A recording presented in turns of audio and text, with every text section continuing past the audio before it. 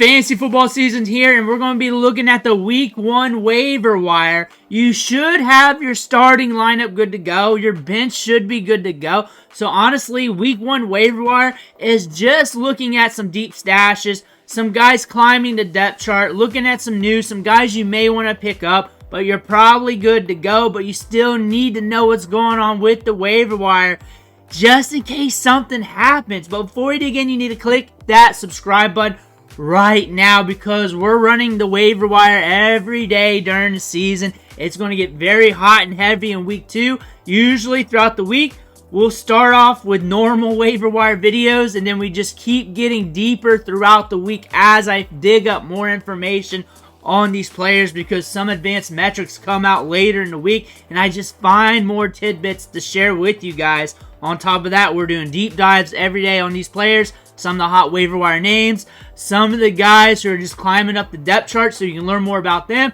And I use these videos to help you set your lineups as well. Click that button. Stop missing out. Our first waiver wire get, A.D. Mitchell. And honestly, he's the guy I'm talking about every day. I'm letting you know this is an upside play that's on the cheap compared to the other rookie wide receivers with immense upside. And the upside's grand because he can stretch the field. He has a good average depth of target. The ball goes deep to him. He gets downfield. That's what I mean by average depth of target. And if you bring in a couple deep balls a game, then there's a good possibility for splash plays per game.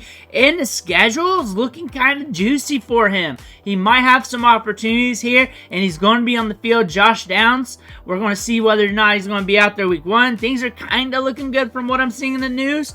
But again, A.D. Mitchell is that rookie who's a little bit cheaper. We have this run of rookies around the 7th, 8th, 9th, 10th round, wherever your home league is drafting, that people are paying a little bit more for that are rookie wide receivers that have a lot of upside. But A.D. Mitchell's a few rounds cheaper, and you can catch almost the same amount of upside with him.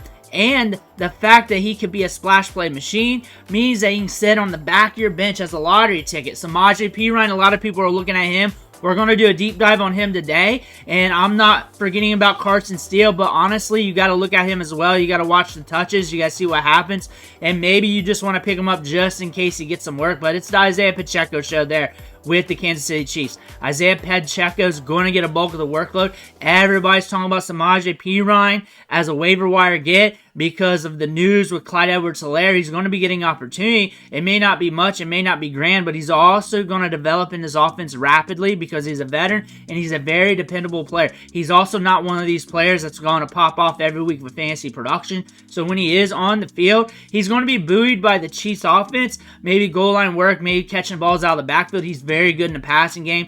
3.3 targets per game last year, 11.7% target share. He's good in the passing game. That's something what these Chiefs want. That's what Andy Reid wanted. He recruited him. And I think Sammy Perine could be a good get deeper leagues. But if you're good to go on your bench, you're smart with who you draft on the back end, you probably don't have room for him. Bryce Young is a solid QB2 if you get QB2s. This team's going to be different this year. They should be better. I'm not going to say good enough to win a Super Bowl or make the playoffs. I'm going to say you're going to see some improvements here. Offense, defense. You're going to see more games won. Not a ton more, but you're going to see improvements with the Carolina Panthers. Dave Canales is there. The offense is going to be a little bit more faster paced. You saw him turn around Baker Mayfield very good last year with the Tampa Bay Buccaneers. Bryce Young, you're going to see something similar with that. They brought on Deontay Johnson. They drafted Xavier Legette in the first round. Jonathan Brooks is going to come back middle of the season, and he's going to be good to go. He's going to be very electric using the passing game. Miles Sanders is looking healthy, it sounds like, and it sounds like they're going to have a battle between the two running backs. Bryce Young is a guy to pay attention to, and the schedule is very interesting to start the season. Ray Davis is a 1B running back to James Cook. He's good at all phases. He's good in pass protection. That should allow him to get on the field early. His schedule, you look down there, you're like, but you got Arizona to start things off. Arizona was a run funnel last year, something to pay attention to.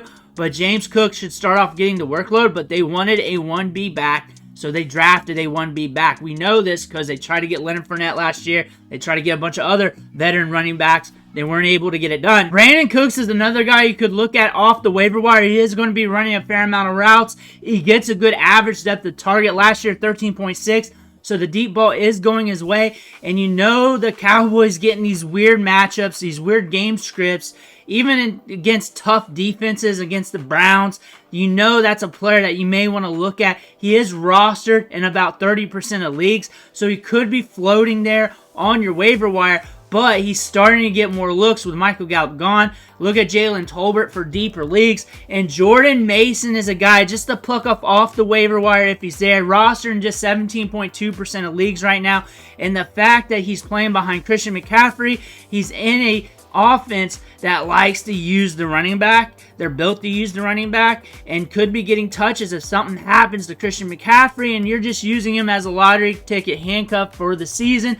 Taysom Hill, I haven't got to talk about him, but if you can get him as a tight end, if he's eligible in your league as a tight end, he's a good money ball play. He could be used everywhere. They're talking about using him everywhere. He's a guy to take a look at right now for the waiver wire if you want to take a gamble somewhere. And the market's saying, hey, we're going to do that. He's rostered in 42.9% of leagues, so over half the leagues he's not rostered, so he could be on your waiver wire. Andre Yosa could be a guy you're looking at off waivers this week if Jamar Chase isn't seeing the field due to the holdout or potential holdout or whatever you want to call that. But a guy to look at, roster in just 1.8% of leagues. So everybody's talking about can get a deep A-dot, can separate. Also, Jermaine Burton, but I look for Jermaine Burton to step up more down the road later in the season. I look for Yosa, I call him Yoshi, to really get some routes and some targets this week. If something happens to Chase, he's got some upside, he's got the speed, he's got the athletic specs.